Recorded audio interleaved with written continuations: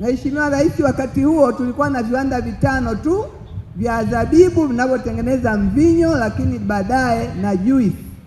Hapa ninapokuambia leo, baada ya wewe kuifungua nchi, kutuletea wadau mbalimbali, sasa hivi mkoa wa Dodoma una viwanda 39 katika miaka tu minne toka 5 mpaka 39. Viwanda hivi viko vikubwa, vya kati na vidogo, lakini miaka hii sasa, mwaka jana, mwaka huu hatujasikia mwananchi analalamikia soko la zabibu.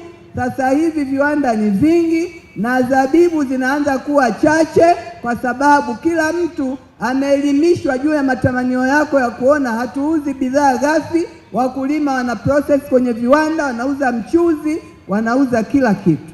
Mheshimiwa Rais, nakupongeza sana. Wewe unasema neno moja tu lakini linatokea. Mungu amekubariki sana Mheshimiwa Rais, tunakushukuru na kupongeza sana. Mheshimiwa Rais, unajua Dodoma ulivyowekeza kwa kiasi kikubwa. Zao la zabibu tutaendelea kuliimarisha, liendelee kuwa zao la fahari ya mkoa wa Dodoma, hasa kwa sababu aliko mkoa mwingine wa Tanzania zaidi ya Dodoma kwa sasa na Afrika Mashariki kwa sasa.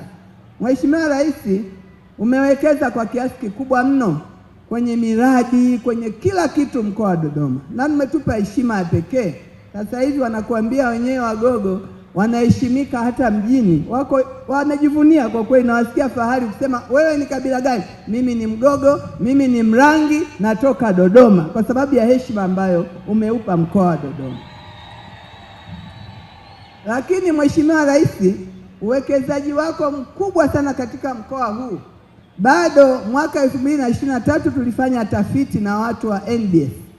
GDP ya mwananchi moja ilikuwa 1,700,000. Kiwango cha chini cha kitaifa, wakati taifa GDP ya mtu moja ilikuwa ni 2,500,000. Sasa sisi tukajiona tuna deni la kukuza uchumi wa mtu mmoja, lakini kukuza uchumi wa mkoa ili angalau yale makubwa yaliyofanyika na sisi tuwe na mchango kama mkoa.